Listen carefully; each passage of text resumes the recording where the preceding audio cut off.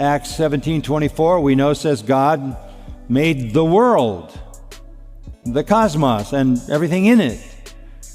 And we are to see that creation and give Him glory, right? So it's not that world that we're to hate. That world is a common grace. That is a gift of God. The heavens and the rest of creation declare His glory.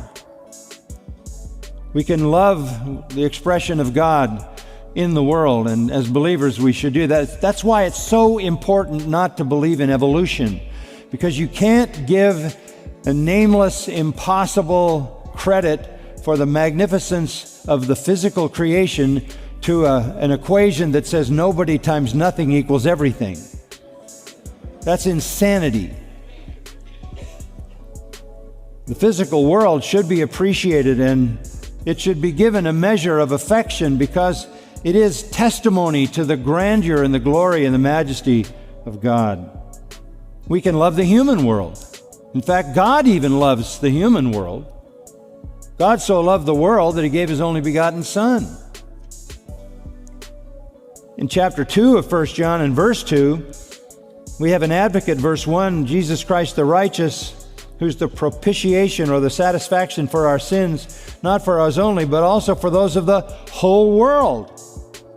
God so loved the world that He gave His Son.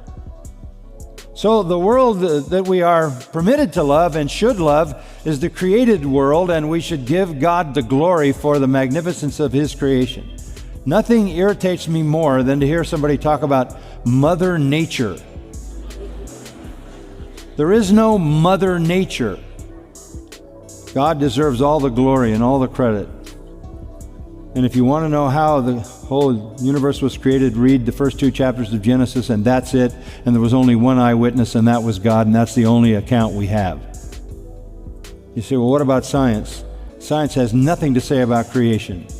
Absolutely nothing. Because it wasn't a scientific event explainable by continuously operating, functioning rules. It was a miracle. It was a miracle beyond all other miracles, because out of nothing He created an entire universe. What kind of miracle is that?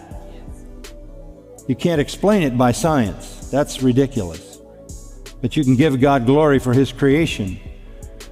And when you acknowledge God as the creator, then you have to acknowledge God as the lawgiver, because part of that creation is the sense of what is right and wrong. That's why men run from God as a creator, not because they don't like the idea that a God created, but they don't like the idea that that God is their judge.